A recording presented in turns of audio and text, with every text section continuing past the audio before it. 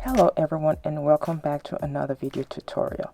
In this video I will show you how to draft the basic sleeve pattern or sloper.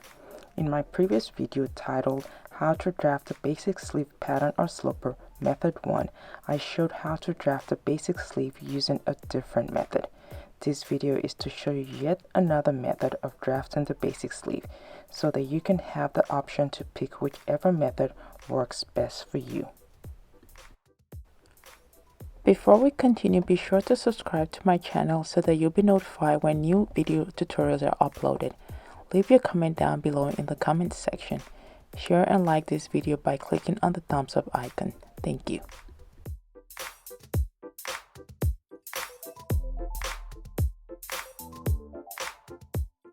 Like any drafting project, you will need some measurements, and those measurements are the arm length, the elbow length, bicep circumference, elbow circumference, wrist circumference, and lastly, front and back armhole height. The next segment in this tutorial is showing how to take the needed measurements on a real body, so that you will get a better understanding of the reference point of each needed measurements.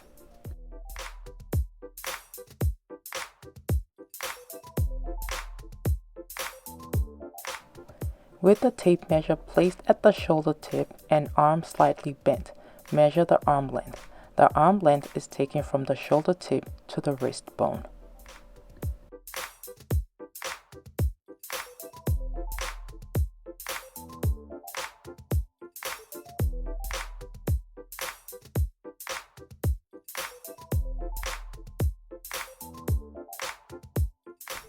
First, locate your elbow bone. The next measurement is the elbow length.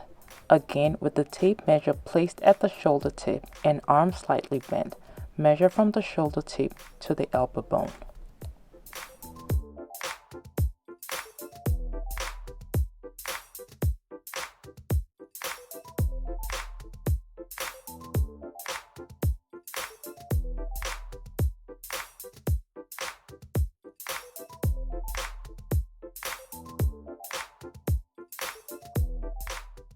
The next measurement is the bicep circumference.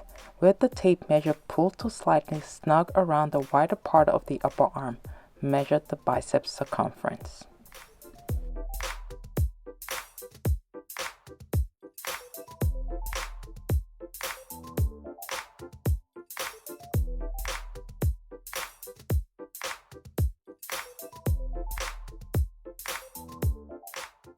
The next measurement is the elbow circumference, with the elbow slightly bent so that the elbow bone is protruding out and a finger or two placed inside between the skin and the tape. Measure around the elbow.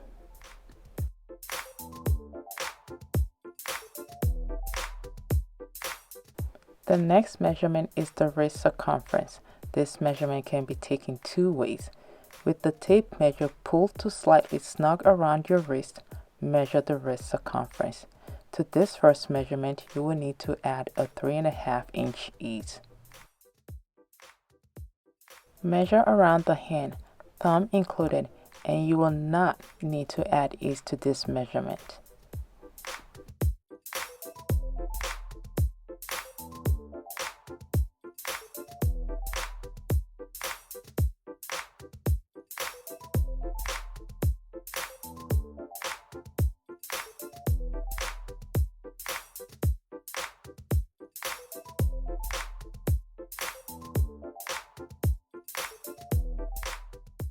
The last measurement needed is the front and back armhole height and not the length. Please be aware you're measuring the height, meaning the vertical length from under the armhole to the shoulder tip. An L ruler is the best tool to use for this measurement. Fold the seam allowance on the pattern because it will not be added to your measurement. Place the L ruler to touch the under armhole point and shoulder tip. Then use the tape measure to measure the vertical length. Record that measurement.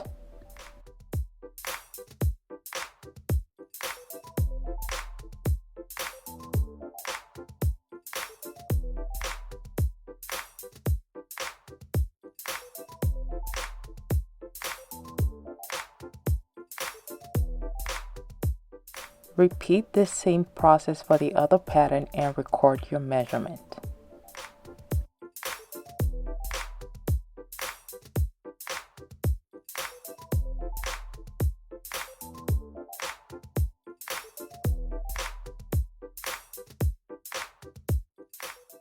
To start out, cut out enough paper to cover the arm length plus another 4 to 5 inches extra.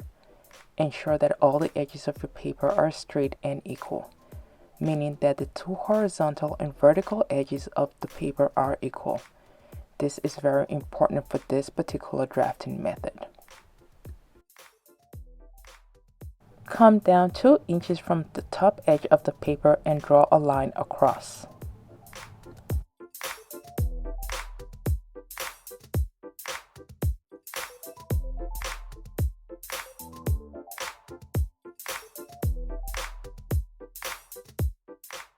Fold the paper into 2 equal halves, making sure that the line you previously drew is on the outside of the paper.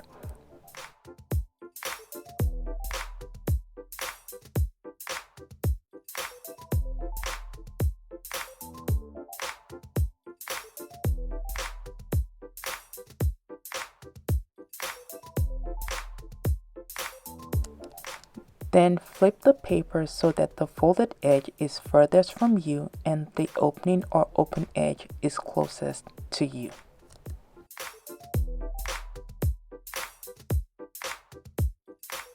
From the top line, measure the arm length.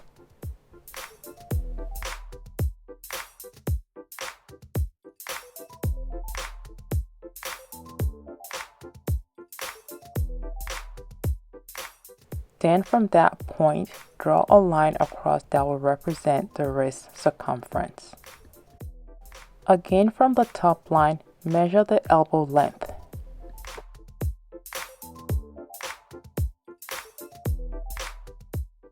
Then from that point, draw a line across that will represent the elbow circumference. Again, from the top line, measure the armhole height. Again, from the top line, measure the cap height. To calculate the cap height, add the front and back armhole height together and divide by 2. Whatever you get will be your cap height.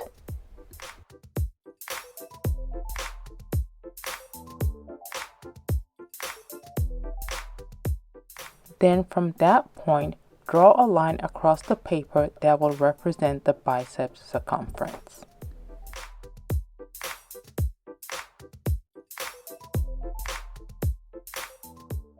Next, start plugging the circumference measurement. Starting with the bicep, measure along the bicep line half of the bicep circumference measurement. Using my example, I measured 7 inches along the bicep line.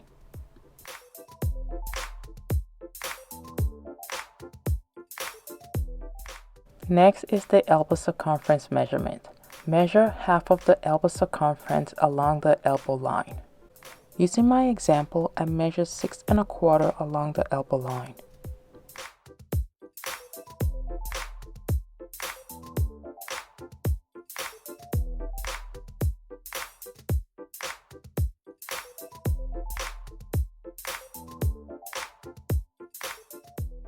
Next is the wrist circumference. Measure half of the wrist circumference along the wrist line. Remember, there are 2 ways in which you can take the wrist measurement. 1. by measuring around the wrist and adding 3.5 inch ease to that measurement, or measure around the hand and you won't have to add ease to that measurement. The next thing to do is to draw a straight line to join all the points. And that straight line represents the inseam or the inner seam line.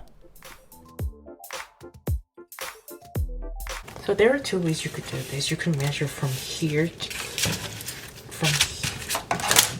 here, here to here, and it wouldn't join here, so you just go straight into your bicep. You just draw a straight line like that, making sure these two connect. Or you could do this where these two connect and you ignore it. This two is what matters. Your elbow and your bicep are what matters, and you could just go straight and it will give you a little more into your wrist, so that way your wrist has a little ease without you even thinking about it or adding any ease to it. So I choose to do, because I believe I have enough to go into my wrist, I'm just gonna do this, make sure this two line connects and just go straight into my bicep. Or like I said, you could do this two line will matter, and then you go straight. So I'm just gonna do this because I want to give a little more to my bicep, because sometimes the bicep line is hard to pick. So I'd rather have room in my bicep and correct that than not have room. Or you could just tip it where it's half, but I'd rather do this, where my bicep takes a little more, has a little more to extend into it.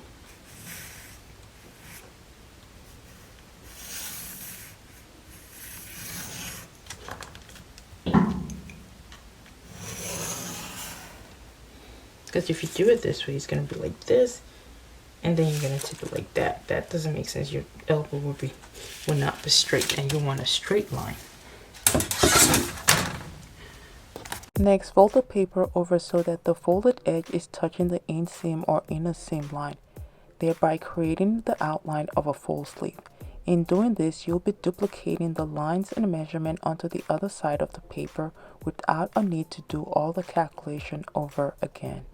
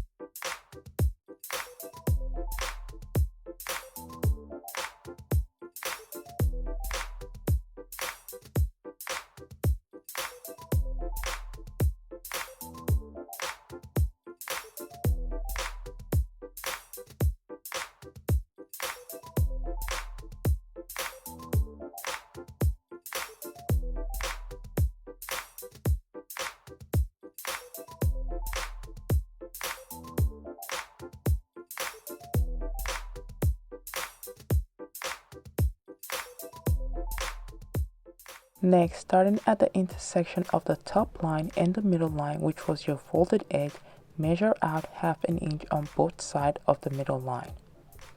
Then measure 1/2 inch in on both ends of the elbow line. These point marks will be used to shape the sleeve cap.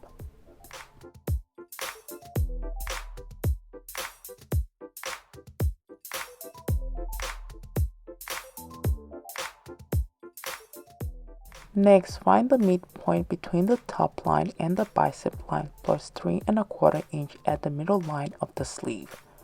Measure upwards, starting at the intersection of the bicep line and the middle line. First, find the midpoint between the 2 points, then from the midpoint, measure 3¼ inch upward.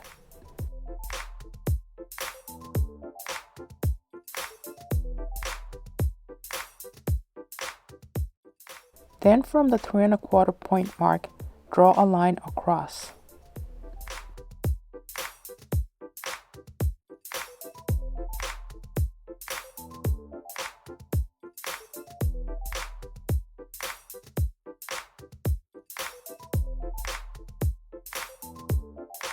So this is where they intersect. This line intersects this line here. You mark it here. It intersects the line right here. So we're just gonna draw the line, connect them right here. This to this. This to this.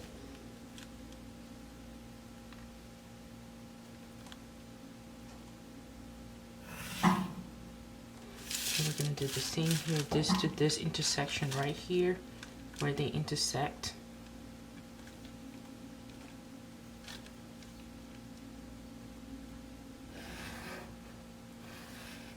And this to this.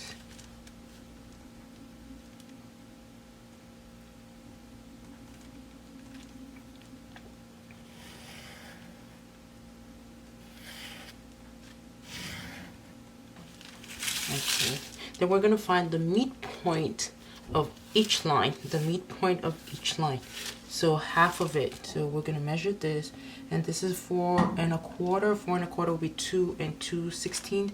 So 2 2/16. This is the midpoint right here. We're going to put a mark there. Here is, what is the midpoint of this one? I'm just going to say this one is 14 16. So 2 7 2 7 right here, like 2 1/2, almost 2 1/2. So we're just gonna measure it right here. We're gonna do the same here. 4. This was 4. So I said 4 1/4. This was 4 1/4. Let me take this one is 4 1/4. Better. Yeah. So this is not quite 4 1/4. It's about 4 1/4. So 4 1/4. I'm just gonna do 2 2. Right here, this is the midpoint. Finding the midpoint to this one here, 2 is 4 4/16. 4 14/16, which would be 2 7, which is right here. So this is the midpoint right here. And so once we find the two, so the next thing we're gonna do is we're gonna extend this ones out, because the curve is gonna, so wherever the curve is gonna be, the head of the curve, those ones extend out because the curve is going to be at the bottom here. So this one is going to extend in because the curve is going to be like this. So this one will extend in. This one would extend in. This one would extend in. This one will extend out. This one will extend out. And the reason being, the curve goes like this. Remember, the curve of the armhole goes like this. So it goes like this, and it goes like this. It goes like this, then it goes like this. That's why this one comes out, this one comes out, and this one comes in, and this one comes in.